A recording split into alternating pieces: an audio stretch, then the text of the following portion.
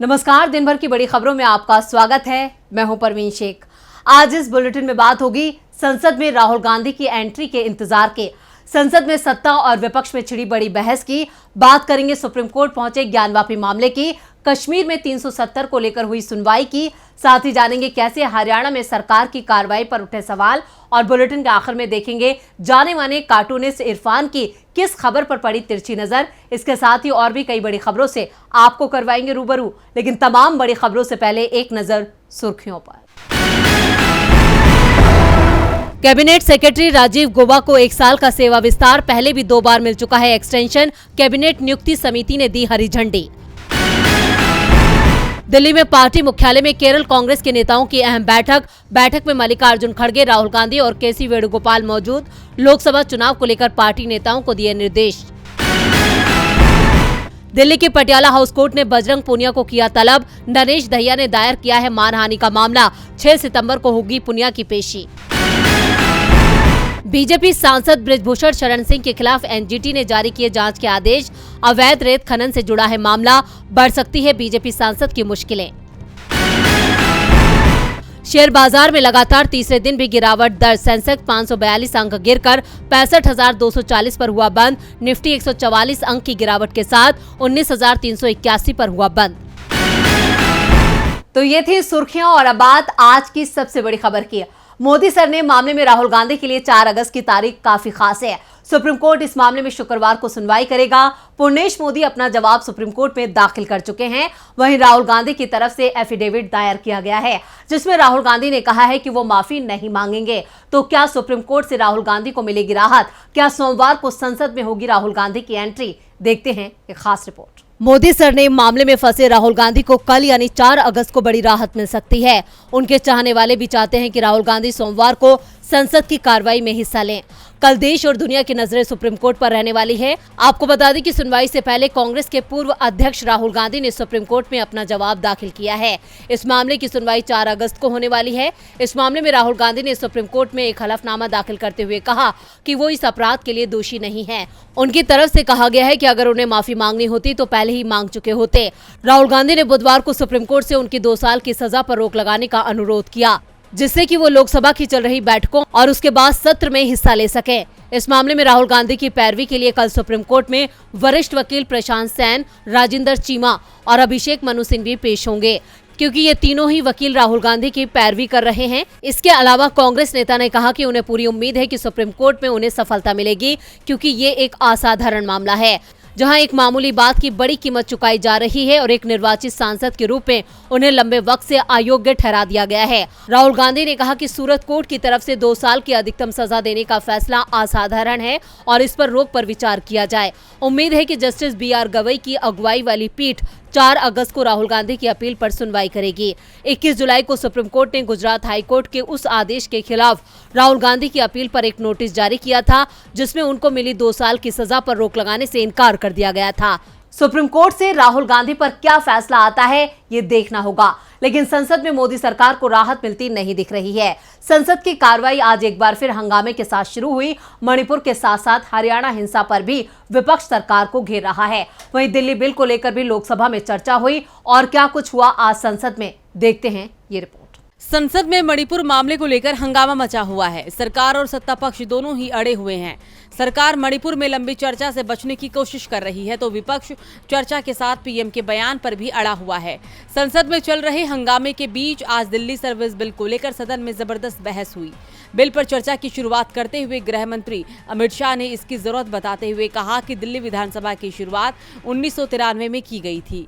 2015 तक दिल्ली में कांग्रेस और बीजेपी की ही सरकारें रही और केंद्र में अलग सरकार थी।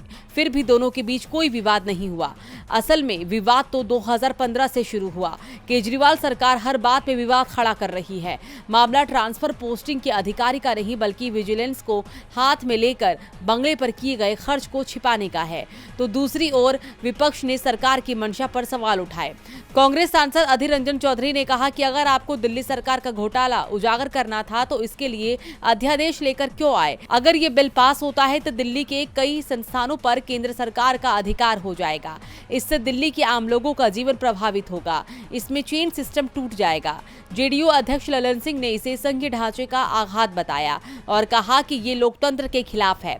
बीजेपी लोकतंत्र को समाप्त करने की कोशिश कर रही है। विपक्ष की ओर से आप के पक्ष में आवाज उठाई गई क्योंकि लोकसभा में आपका सिर्फ एक सांसद है, लेकिन लोकसभा में इंडिया गठबंधन के नेताओं ने आपका जोरदार समर्थन करते हुए बिल का विरोध किया।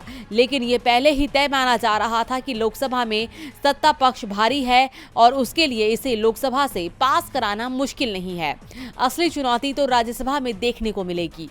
संसद में कल भी हंगामे के आसार हैं। वहीं ज्ञानवापी मामले में भी मुस्लिम पक्ष को सुप्रीम कोर्ट से राहत मिलने के आसार हैं। ज्ञानवापी मस्जिद के एएसआई सर्वे को लेकर आज इलाहाबाद हाईकोर्ट ने फैसला सुना दिया। एएसआई की ओर से कहा गया है कि उसने सर्वे की तैयारी कर ली है और शुक्रवार से सर्वे का काम शुरू हो जाएगा।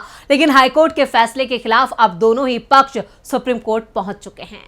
इलाहाबाद हाईकोर्ट ने आज ज्ञानवापी मस्जिद के एएसआई सर्वे के आदेश दे दिए। वाराणसी की ज्ञानवापी मस्जिद पर इलाहाबाद हाईकोर्ट ने बड़ा फैसला सुनाया।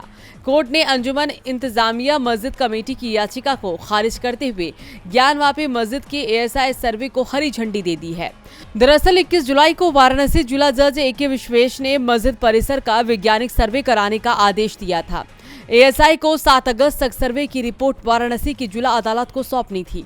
कोर्ट के आदेश के दूसरे ही दिन एएसआई ने सर्वे का काम भी शुरू कर दिया। दूसरी ओर मस्जिद कमेटी सुप्रीम कोर्ट पहुंची और कहा कि उसे जिला अदालत के फैसले को चुनौती देने का मौका तक नहीं दिया गया और सर्वे शुरू करा दिया गया। मस्जिद कमेटी की याचिका पर सुप्रीम कोर्ट ने सर्वे पर 2 दिन के लिए रोक लगाते हुए मस्जिद कमेटी को हाईकोर्ट में याचिका लगाने को कहा, लेकिन अब हाईकोर्ट ने मस्जिद कमेटी की याचिका को खारिज कर दिया। इलाहाबाद हाईकोर्ट ने कहा कि न्यायहित में एएसआई का सर्वे जरूरी है, कुछ शर्तों के साथ इसे लागू करने की आवश्यकता है। हाईकोर्ट के आदेश के बाद एएसआई की ओर से कहा गया कि वो शुक्रवार से सर्वे का काम शुरू कर देगा। इस बीच हिंदू और मुस्लिम पक्ष दोनों ही सुप्रीम कोर्ट पहुंच गए हैं। हिंदू पक्ष की ओर से कैविएट लगाई गई है तो मुस्लिम पक्ष ने हाईकोर्ट के फैसले को चुनौती दी है। मस्जिद कमेटी के वकील निजाम पाशा ने एएसआई के सर्वे को फिलहाल रोकने की मांग चीफ जस्टिस के सामने रखी है। उन्होंने कहा कि हमने तत्काल विचार के साथ ईमेल भी भेजा है। चीफ जस्टिस ने कहा कि वो इस पर विचार करके जल्द आदेश देंगे। वैसे इस मामले में नया मोड़ भी आ गया है। बौद्ध धर्म गुरु सुमित रतन भंते ने कहा कि ज्ञानवापी ना तो मस्जिद है और ना ही मंदिर है, बल्कि ये बौद्ध मठ है। जैन और बौद्ध मठों को तोड़कर मंदिर या अन्य धार्मिक स्थल बनाए गए हैं। सभी मंदिरों और मस्जिदों को उनके मूल स्वरूप में आना चाहिए। उन्होंने इसे लेकर सुप्रीम कोर्ट में याचिका लगाई है। उन्होंने कहा है कि ज्ञानवापी में पाए गए त्रिशूल और स्वस्तिक चिन्ह बौद्ध धर्म के हैं। केदारनाथ और ज्ञानवापी में जिसे ज्योतिर्लिंग बताया जा रहा है वो बौद्ध धर्म के स्तूप है। ज्ञानवापी ना मस्जिद है और ना मंदिर, बल्कि बौद्ध मठ है। अब देखना होगा कि सुप्रीम कोर्ट इस पर क्या फैसला देता है। ज्ञानवापी मामले को लेकर सभी की नजरें सुप्रीम कोर्ट पर टिकी हैं। धारा 370 को लेकर भी आज नजरें सुप्रीम कोर्ट पर थीं। 2019 में जम्मू कश्मीर को विशेष राज्य का दर्जा देने वाला अनुच्छेद 370 खत्म कर दिया गया था। 3 साल बाद इस अनुच्छेद की चर्चा फिर से शुरू हो गई है। तो सुनवाई के दूसरे दिन सुप्रीम कोर्ट में क्या कुछ हुआ, देखते हैं ये रिपोर्ट। सुप्रीम कोर्ट में 2 अगस्त से जम्मू कश्मीर को विशेष दर्जा मुहैया कराने वाले संविधान के अनुच्छेद 370 को हटाए जाने के फैसले को चुनौती देने वाली याचिकाओं पर सुनवाई कर रहा है। मामले की सुनवाई चीफ जस्टिस डीवाई चंद्रचूड़ की अगुवाई वाली संविधान पीठ कर रही है। इस पीठ में justice S K. Kaul, justice Sanjiv Khanna, justice B R. Gavai और जस्टिस सूर्यकांत शामिल हैं। याचिकाकर्ताओं की तरफ से वकील कपिल सिब्बल ने आज भी दलील दी। उन्होंने कहा कि आर्टिकल 370 को छेड़ा नहीं जा सकता है। इसके जवाब में जस्टिस खन्ना ने कहा कि इस आर्टिकल का सेक्शन सी ऐसा नहीं कहता। इसके बाद सिब्बल ने कहा कि मैं आपको दिखा सकता हूं कि आर्टिकल 370 स्थायी है। सिब्बल ने कहा कि 370 एक सी या अनुच्छेद 3 नहीं कर सकते। एक सीमांत नोट ये नहीं कह सकता कि यह अस्थायी है, इसलिए मैंने इसे इस तरह पढ़ा। ऐसा नहीं किया जा सकता। अब आपको भारत के संविधान के प्रावधानों को लागू करना है और वो सभी क्रम में सम्मिलित है। तो 356 वहां आता है, भाग 3 प्रस्तावना डीपीएसपी वहां आते हैं, लेकिन ये सब सहमति के साथ है। सिब्बल ने कहा कि ये 370 क्या है, इसकी वास्तविक समझ का सवाल है। जवाब में न्यायमूर्ति खन्ना ने कहा कि यहाँ अपवाद यह है कि संपूर्ण संविधान को अपनाया गया है जो किए गए संशोधनों के अधीन है। 370 पर सुप्रीम कोर्ट में हो रही सुनवाई से मोदी सरकार परेशान है। वहीं नू में हुए बवाल से बीजेपी सरकार सवालों में है। पिछले 24 घंटे में छिटपुट घटनाओं को छोड़ दें तो नूह में शांति बनी हुई है और अब पुलिस ने कार्रवाई शुरू कर दी है। एक के बाद एक एफआईआर दर्ज हो रही है, लेकिन इन एफआईआर को लेकर चौंकाने वाले खुलासे हो रहे हैं। देखते हैं ये रिपोर्ट। नूह में हुई हिंसा का आरोपी कौन है? किसने रची थी शांति भंग करने की साजिश? कौन था टकराव का मास्टरमाइंड? दावे कई हो रही हैं, लेकिन अभी तक ये साफ नहीं हो पाया है कि आखिर पूरे मामले के पीछे किसका हाथ है। खुद को हिंदूवादी नेता कहने वाला मोनू मानेसर, जिसके वीडियो ने दूसरे समुदाय को भड़का दिया, या फिर बीएचपी और बजरंग दल जिनके कार्यकर्ताओं ने उग्र प्रदर्शन किया था, या फिर मुस्लिम समुदाय जिनकी आबादी नूह में सबसे ज्यादा है। फिलहाल पुलिस की कार्रवाई चल रही है, लेकिन पुलिस जिस तरह से कार्रवाई कर रही है उस पर भी अब संदेह हो रहा है। अब तक पुलिस ने 45 एफआईआर दर्ज की है और किसी भी एफआईआर में बीएचपी और बजरंग दल का नाम नहीं है। पुलिस ने अभी तक 137 लोगों की गिरफ्तारी की है। 116 आरोपियों को रिमांड पर लेकर पुलिस इस पूरी साजिश का पर्दाफाश करने में जुटी है और इसमें से अधिकांश लोग एक समुदाय के हैं। नूह हिंसा आगे बढ़ते हुए सोहना गुरुग्राम तक पहुंच गई, जिसके बाद नूह में सोमवार शाम 4 बजे तक इंटरनेट सेवा पर रोक लगाई गई थी। इसे अब 5 अगस्त तक बढ़ा दिया गया है।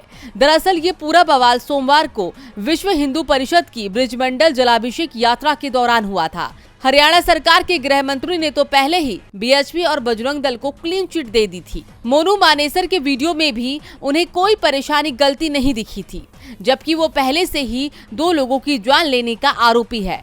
मामला राजस्थान में दर्ज है और जब ये सवाल हरियाणा सरकार से किया गया तो जवाब मिला, राजस्थान सरकार मोनू पर कार्रवाई को स्वतंत्र है, वो ही कार्रवाई नहीं कर रही हैं। तो अब राजस्थान के सीएम अशोक गहलोत ने पलटवार करते हुए कहा कि हमने तो कई बार पुलिस भेजी, लेकिन हरियाणा पुलिस ही हमारा सहयोग नहीं कर रही है। नूह में हो रहे पुलिस एक्शन में भी एक खास समुदाय को निशाना बनाया जा रहा है। वहीं मणिपुर में भी सुरक्षा बलों को निशाना बनाया गया। 3 महीने बीतने के बाद भी मणिपुर में जातीय संघर्ष जारी है। आज भी कई इलाकों में मैतेई और कुकी समुदाय के बीच बवाल देखने को मिला। तो क्या है पूरी खबर, देखते हैं ये रिपोर्ट। मणिपुर का क्या होगा, ये सवाल हर किसी के मन में उठ रहा है। 3 महीने पहले शुरू हुआ बवाल आज भी जारी है। प्रदेश के हालात को लेकर ऐसा लग रहा है कि मानो सरकार ने अब उसे अपने हाल पर छोड़ दिया है। इसी कड़ी में बिष्णुपुर जिले में आज सुरक्षा बलों और मैतेई समुदाय के बीच झड़प हुई और स्थिति को संभालने के लिए सुरक्षा बलों ने बल प्रयोग किया। कहा जा रहा है कि मैतेई और कुकी जनजाति के बीच बनाए गए बफर जोन में ये टकराव हुआ है। खबरों के मुताबिक बिष्णुपुर में मैतेई समुदाय की महिलाओं ने बफर जोन को पार करने की कोशिश की। असम राइफल्स ने उन्हें रोकने की कोशिश की। इस पर महिलाएं सुरक्षा बलों से भिड़ गईं। भीड़ को तितर बितर करने के लिए सुरक्षा बलों ने हवाई फायरिंग की और आंसू गैस के गोले छोड़े। झड़प के बाद इम्फाल और पश्चिमी इम्फाल में कर्फ्यू में दी गई ढील वापस ले ली गई है। तो वहीं शिवसेना उद्धव गुट के प्रमुख उद्धव ठाकरे ने मणिपुर और हरियाणा की बीजेपी सरकार पर निशाना साधा। उन्होंने कहा कि मैं सोच रहा हूं कि क्या यही राम राज्य है। मणिपुर की राज्यपाल एक महिला है, फिर भी महिलाओं पर अत्याचार हो रहा है। कहां है डबल इंजन सरकार? मणिपुर में 3 महीने से तनाव की स्थिति है, जबकि हरियाणा में भी 2 गुटों में विवाद हो गया। सरकार वहां क्या कर रही है? भाजपा अपने ही राज्यों में महिलाओं की सुरक्षा को लेकर गंभीर नहीं है, इसलिए ये हिंदू राष्ट्र नहीं है। और बुलेटिन के आखिर में बात महाराष्ट्र की सियासत की। जब से अजीत पवार की महाराष्ट्र सरकार में एंट्री हुई है, तब से सियासी हलचल और तेज हो गई है।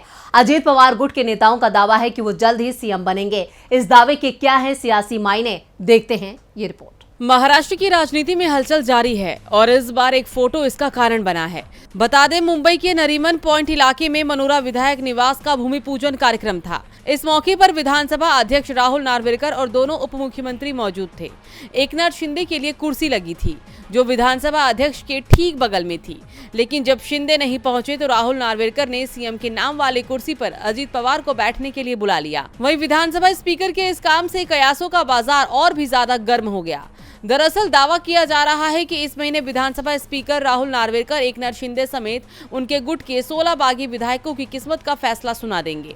ठाकरे गुट का तो यहाँ तक दावा है कि फैसला शिंदे के खिलाफ ही आना है, क्योंकि सुप्रीम कोर्ट की भी नजर विधानसभा स्पीकर के फैसले पर टिकी हुई है और इसी के चलते बीजेपी ने अजीत पवार को अपने पाले में किया है। लेकिन शिंदे पर विधानसभा स्पीकर के फैसले से पहले आज महाराष्ट्र की सियासत से जो तस्वीर सामने आई, उससे शिंदे की मुश्किलें बढ़ती दिखाई दे रही है, क्योंकि जिस तरह से विधानसभा स्पीकर ने सीएम शिंदे का नाम वाली चिट कुर्सी से हटाई और अजीत पवार को उस पर बैठाया, उसके बाद माना जा रहा है कि जल्दी ही वो हकीकत में शिंदे की कुर्सी पर बैठने वाले हैं।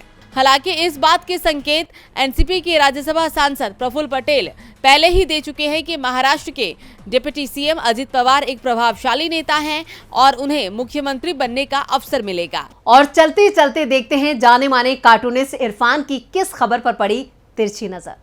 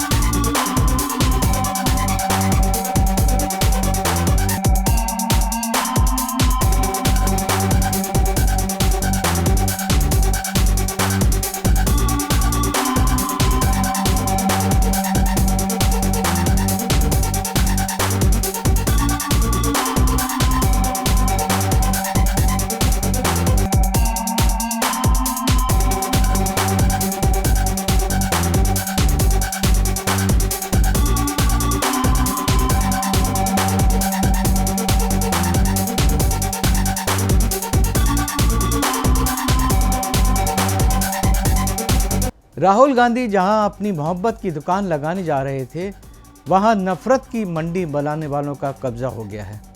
देखना यह है कि अब राहुल गांधी अपनी दुकान को वहां कैसे लगाएंगे और इन कब्जेधारी लोगों को कैसे भगाएंगे, क्योंकि कब्जा तो कब्जा है, कोई 99 साल की लीज तो नहीं है। तो आज इस बुलेटिन में इतना ही। देखते रहिए डीबी लाइव। नमस्कार।